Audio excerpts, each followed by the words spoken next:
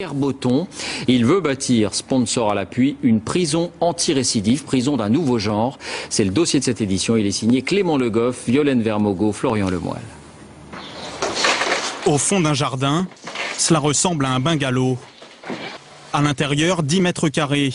Un coin pour les sanitaires et pour la douche. Dernier coup de pinceau, la cabane est presque prête.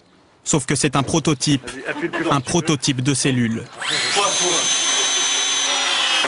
Ça va ? Le maître d'œuvre, c'est lui, Pierre Botton. Il veut construire toute une prison. 120 places, une prison sans barreaux. Il n'y a pas de barreaux parce que les barreaux seront dans la tête. Voilà. Et il y a un rideau. Et si jamais le détenu ne souhaite pas se réveiller, ben voilà, il se réveillera.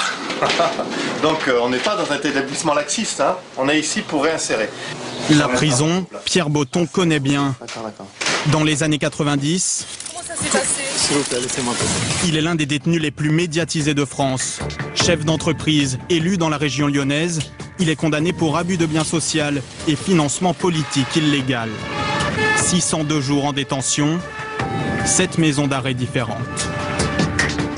Aujourd'hui, il lui reste une marque indélébile. On est enfermé. Oui, c'est ça, c'était l'idée.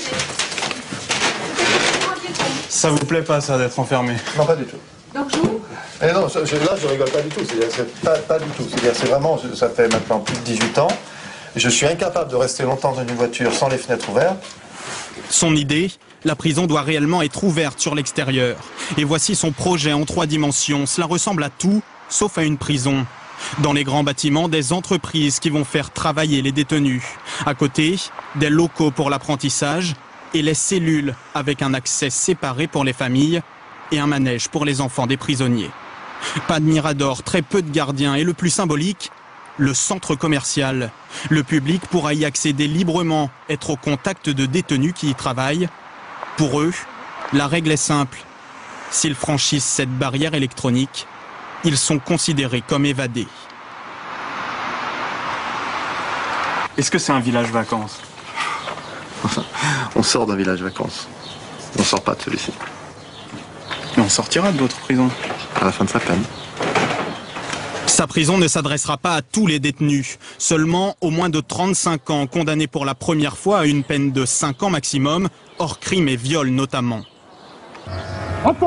Mais comment les encadrer ? Pierre Botton s'inspire de ce qui se fait dans les centres pour les jeunes en difficulté scolaire.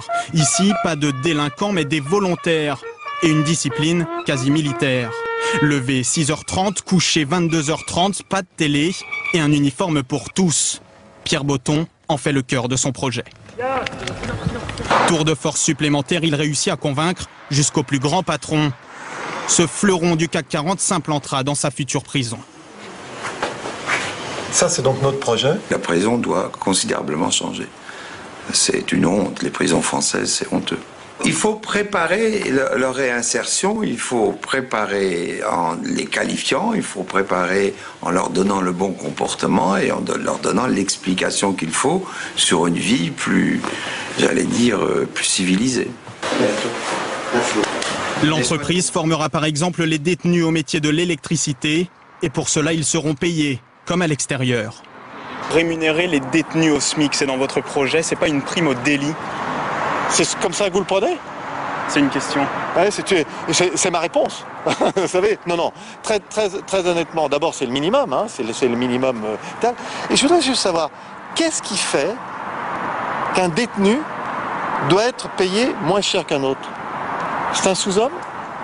Le ministère de la Justice refuse de commenter son projet. Pierre Botton, lui, espère gagner toujours plus de monde à sa cause. L'ancien détenu se donne 1 an pour ouvrir sa première prison.